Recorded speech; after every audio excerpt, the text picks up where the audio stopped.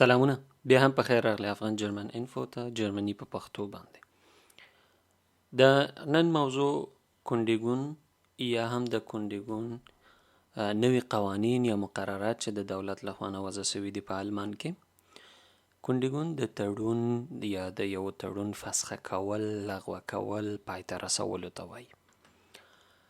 په هغه قانون کې چې تېره ورځ پاس شو، د آلمان دولت د پیرودونکو لپاره یا هغه کسانو لپاره چې هغوی قراردادونه کوي د شرکتونو سره، ځینې سهولتونه، ځینې اسانتیاوې راوستي دي.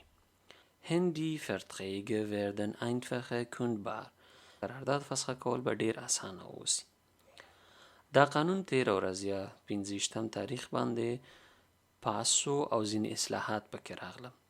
اصلاحات هغه و چې پس له دې نه تاسو کولی شئ هر هغه قرارداد که هغه د موبایل وي، د ټلیفون وي، او یا هم د کوم کلب وي، د ورزشي کلب وي، یا هم د سټریمینګ، اوس تاسو کولی شئ په ظرف د یو میاشت، یعنی که ستاسو د قرارداد ختمېدو ته یوه میاشت پاتې، هم تاسو کولی شئ قراردادونه مو فسخه کړئ یا تړون مو پای ته ورسوئ.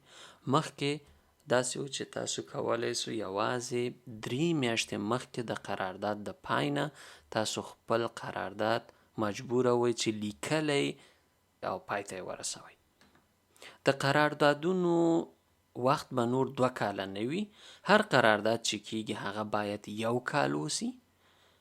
1 کال مخکې له دې نه هر قرارداد چې به تاسو کوئ تاسو ته به 40 میاشتې یا 2 کاله.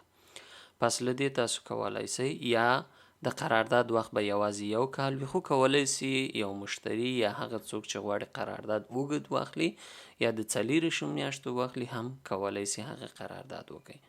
خو باید شروع د 1 کال نه وي، نه لکه مخکې چې حتما باید تاسو د 40 میاشتو قرارداد وکړئ. پس له دې تاسو کولی شئ هم قرارداد خپله کله چې لکه د اوټو ویب سایټ ته لاړلی، په 1 کلیک سره تاسو خپل قرارداد پای ته رسولی شئ. په را روانو لوستونو کې مونږ د قرارداد په اړه باندې چې کوم هغه لغاتونه دي مونږ ته پکاریږي هغه لغاتونه به وګورو.